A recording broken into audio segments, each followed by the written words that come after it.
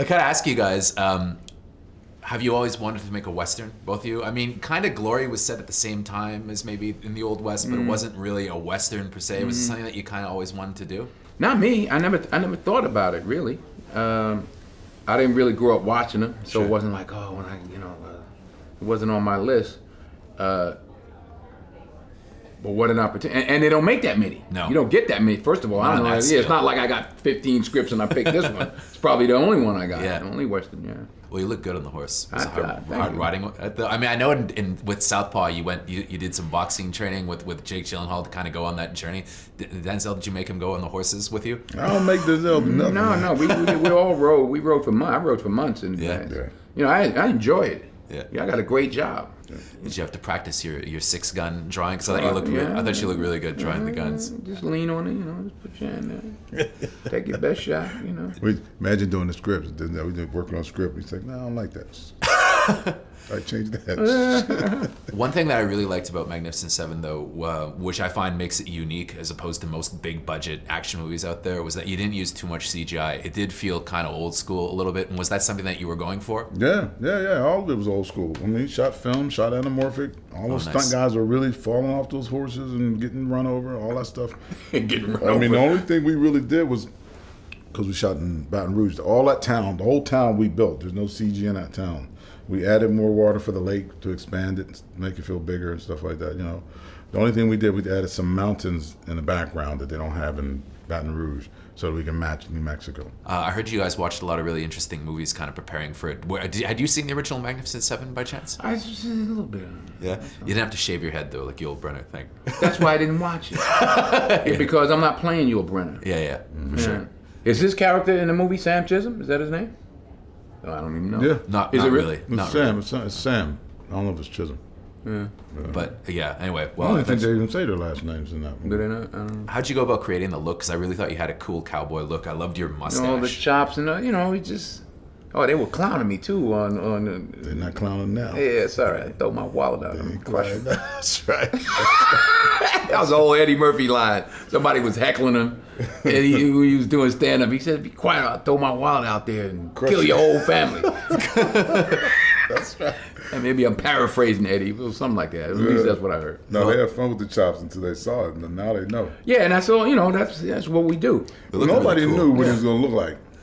A lot of people didn't even know we were making a Western, because Magnificent Seven, they didn't quite know what that was, you know, so. Well, I also like that you put in that reference to Akira Kurosawa with Red Harvest, with his name based on the Dashiell Hammett novel that Yojimbo is based on. That really shows like a real knowledge of film. You've done your homework, huh? I love those movies. Yojimbo. I grew up watching those movies. Oh, man. Kurosawa, man. I just stole a shot from Yojimbo in Fences. Did you? Yeah. Oh, yeah. Oh, I can't There's wait a lady to see laying Fences. down and all the people are attending to her, and there's like a lamp and where the light was coming from. Oh, me and the DP, we scoured over that thing for about 6 days. Yeah, Yojimbo. I haven't heard. I never heard of that movie until you watched it. Yeah.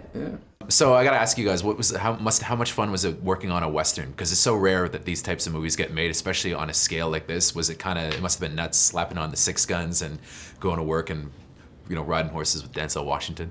Yeah, it was great. And CRISPR. Right? Amazing experience, to be part of a Western of this magnitude. And, I've played cowboys and Indians all my life. And, to dress as a cowboy and shoot people and ride horses is like a dream come true, being a kid again. Oh, absolutely. Yeah, we're really pinching ourselves out there. Yeah. How about stepping into the shoes of somebody like Steve McQueen? Because that's kind of what you're doing in this one a little bit. In a way, I mean, the character is not exactly based on that, but he is kind of the second in command type, the archetype, Steve McQueen type role. Right. Must have been kind of exciting, big shoes to fill. Well, I never really looked at it like that. I Sure. mean, this was we found these characters through the process and in the script, and we were really paying homage more to Kurosawa's Seven Samurai than the movie The Magnificent Seven. In fact, we didn't even watch The Magnificent Seven prepping for this. We watched a movie called The Wild Bunch, Great movie. and that was a little more what we were going for, So yeah, I think I didn't really think about that, so I didn't feel any of those pressures. In a movie that's a big ensemble, how is it kind of building a backstory? Because both of you, it seems like you have kind of something very distinct going on, especially kind of you have like kind of a dark history a little bit, you know, and it seems, so how do you kind of go across, put that across in like a big budget movie like this, where maybe the screen time is somewhat limited for that, you know? Right. Are there subtle kind of tricks that you use a little bit to convey the depth? Well, yeah, I mean, I think each person, we were all there exploring these characters, finding these characters, and you know, for instance, Manuel and I, our characters in the movie have this competitive Sure. sort of thing that's going on through the course of the movie, and a lot of that stuff was just discovered while we were out there working, you know, because I was spinning guns, and then all of a sudden he was spinning guns, and he was way better at me than spinning guns, and I started spinning guns trying to get better, and like there's this friendly competition that was going back and forth, and that stuff worked, and Antoine, our director, really saw that and went with it. And so, you know, in terms of the backstory, and you know, you can't focus on what your audience is going to see. Sure. You just kind of focus on what's true to you, what's going to be your truth in those moments, and you play them. And if the director puts those into the movie, then that's cool, and if not, that's cool too. And also sprinkling in some comic relief, I guess, in a movie like this, like especially your character, I found was kind of moments of levity, I guess, when it gets kind of heavy. Right.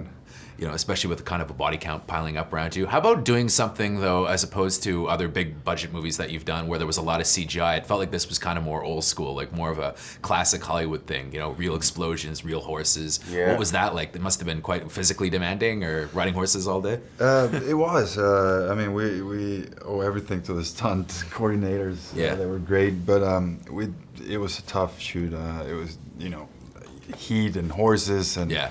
you know, it was fun. Yeah, tough. there's definitely a layer of unpredictability when you're doing stunts with horses, because Yeah. you know your stuntmen who are controlling the horses, halfway through the shot they fall off the horse. Yeah. And now you just got a bunch of freaking horses running around. You know what I mean? And You almost got. yeah, well, I almost got Yeah. trampled. I felt like we kind of rolled the dice before every single take. There was a chance something really bad could happen. And Really, fire here. And, you know, and there were a couple of injuries, but thank God nothing grave. You know, no one got gravely injured.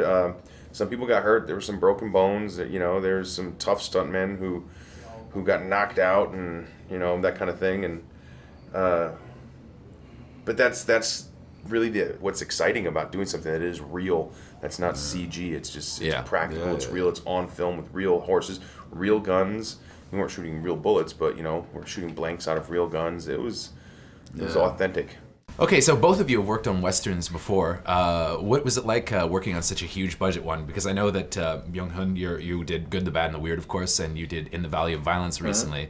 So it must have been a little bit different working on kind of a $100 million plus Western as opposed to those. Well, what was the budget on The Good, the Bad, and the Weird? Because that movie was huge. It's only a little more than 10. Oh, okay. Well, it seems like epic in scale. Yeah, for me, Magnificent Seven's like was the Hollywood Western. Sure. You know, and In the Valley of Violence was more the spaghetti, down and dirty Western. Sure, yeah. You didn't have Jumpy this time, though. Yeah. The Good, the Bad, and the Weird. We call it kimchi Western. Okay, yeah. Oh, wow. It's very Korean. Yeah. You know, historically, it's we have that kind of situation, really. Sure. In China, so it's totally different than this movie, actually. When you guys are paired up in a movie like this, where you have a lot of backstory between the two of you, what do you guys like? What kind of work do you put into the role to kind of develop the relationship? Because what I really liked about it was kind of the camaraderie that you guys had. You know, the way you guys would kind of take the piss out of each other a little bit, make fun of each other, and you know. Yeah, you know, I mean, the truth is that it's so hard with a big giant ensemble like this for everybody to find. You know, we had elaborate ideas of what our backstory. We could make a whole spin-off on what our two characters were doing. But also just finding moments of authenticity, I guess, though, for a character in a movie like this, right? How about working as Denzel's kind of as a good guy with him this time, as opposed to being adversaries, being buddies? Is that a little bit different? It must have been a different challenge as opposed to Training Day. Training Day is really a two-hander. Yeah. You know, so it's a different energy. This is such an ensemble piece that the experience of making the movie was all about being together. I mean, and with a big group of people, right? Byung-hun, did you have you seen the original Magnificent Seven? You reminded me a bit of James Coburn in that movie. Oh yeah, yeah. I watched it a few times since I was 5, 6. I grew up with the Western movies. Yeah. I especially like the Magnificent Seven. Oh, cool. Yeah. He's got a James Coburn quality. Right. Oh, absolutely. With the knife, I thought that was really cool. Right, but I didn't want to follow that, so Sure.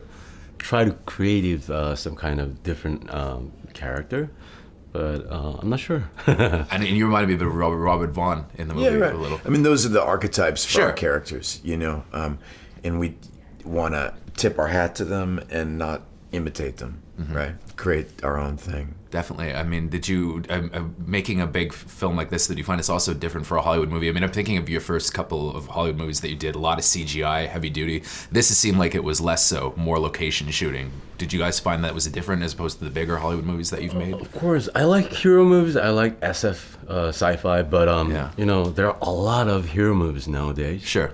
But you know, this is analog action. You know, this is great. Just great. Well, it's the kind of the classic thing too, Hollywood Western, right? And it's so rare to get those movies made nowadays. So it's kind of cool to see like $100 million plus Western, you know, like it used to be. It was a unique opportunity for us, you know. I mean, it's certainly. I think that's why everybody jumped on board. Is just because you don't see mainstream westerns being made very often, and especially, you know, to have Denzel as the front of the, you know, the lead of the band. Made it, the whole thing seem like it could be original and speak to this moment in time. Well, one thing that I thought was really interesting about both of your characters is that they're similar in some ways, and that both are kind of the ultimate loners, right? On their own, doing their own thing. How do you convey a sense of people that have maybe not really used, when you're especially paired in an ensemble of guys that are just kind of used to being on their own, that in the way are kind of the stars of their own movies, you know? Yeah, I mean, it's an energy thing. You know, it's you know, one of the things that Ethan Hawke and I were talking about last night after I saw the movie, was especially with Martin's character. I think that, you know, there's a lot for all of us. There's very little to say because there's a whole storyline going on, and so certain characters have very little to say, like mine and Martin. Yeah. But there's an energy that Martin brings to it the minute you see him come up on his horse, all the way into the end of the movie. I won't do any spoilers. But his actions, by the time you get to the end of the movie, that energy that he has, it tells you so much about who he is. And you know, it takes a guy like Martin to pull something like that off. It's not easy. And it's the same with my character. When you're first introduced to him, he comes in with a certain energy. He's kind of like he's living on the fringe of life, you know. You remind me a bit of Charles Bronson a bit in the original, kind of. A little. In an awesome way. Yeah. Good. Cool.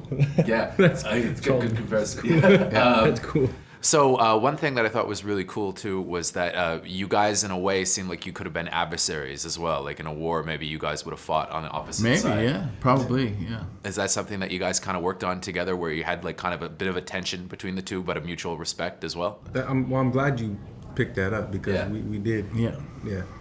So what was it like working on the first like big budget, like $100 million plus Hollywood Western in a long time? Like what was that? Like that must have been a crazy experience, especially for somebody like you, like a recent newcomer, pretty much to that kind of filmmaking. What was it like? What could you tell me about the experience? I mean, it was both surreal and you know, it was just amazing. I mean, I learned so much. You know, I like to be, you know, and even to sit there and when I wasn't on set acting, I would still go to set and watch and be a fly on the wall, and you know, and even after a long day, sometimes, you know, I'd go to the gym. They had a gym at the production office, and I'd go there and I'd be a fly on the wall there and listen to the writers and them, you know, just talk shop, and it was just like I was a student the whole time, and I learned so much, and you know, it was just amazing. I really liked your wardrobe too, and some of the kind of the character choices that you made. Was it refreshing playing somebody heroic as opposed to some of the more villainous parts that you've played recently? Yeah. Yeah, I mean, it's always fun inventing a character no matter what it is, but Jack Horn was a really good character to play. I really enjoyed it, and I also had a lot of creative freedom and a lot of support to flex my creativity. So it was, it was fun. So you're having an amazing year. Girl on the Train coming out, and then Magnificent Seven. So how does it feel to kind of carry a big $100 million blockbuster on your shoulders? Because it's really you and Denzel. The movie kind of hinges on your character. It's the pivotal character. I didn't really think about it that way. Thanks. I really am feeling the pressure now. Wow, my skirt just, okay. You can't, if you think about it that way, I think you'll like melt into a puddle. I never really considered, wow, I'm leading a movie with Denzel. I just wanted to focus on the work and the character and to make the best film and the most interesting character that I possibly could. And I was in support of a lot of money and great actors, so I'm very lucky in that sense. So it could be much worse. It could be like $100 million blockbuster and like bad actors and well, bad content. Content. Do much better than the cast in this one. Yeah, it's like I didn't really even probably have to do anything. It would have been awesome. Did you get along with your horse? At first, no, not at all. It was like a bad relationship in the beginning, but I really feel like we eventually were able to bond. And to be honest, I'm glad he gave me a hard time in the beginning because I respected him more. We learned to, and I think that he that's what horses do when you're breaking them in. They kind of have to give you a hard time to see what you're made of.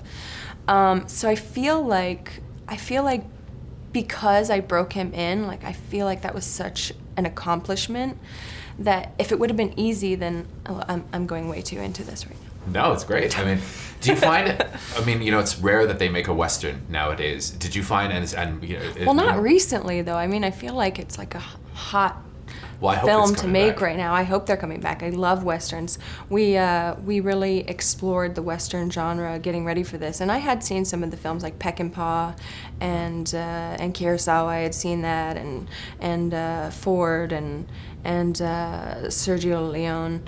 Serge Leone? Nope, you got it right. Sergio Leone, yeah. Anyways, I got it right the first time, didn't I? See, I usually do that and then I doubt myself. That's not true. I never get it right the first time. I don't even know what I'm talking about right now. And we also watched A Fistful of Dollars and I think it's called the Dollar Trilogy. Yes. So I'm a huge fan of the genre, but I wasn't growing up. It wasn't something like I was more into, Dorothy and the Disney films and anything with a female character, and there wasn't a whole lot of that going on in Westerns. Do you feel that it was tough to make it bring a modern perspective to the part? Because she does feel like a modern character. She's not necessarily waiting for anybody to rescue her. She can kind of rescue herself. Yeah, that's what. I mean, I'm so happy that people are giving. I'm sorry.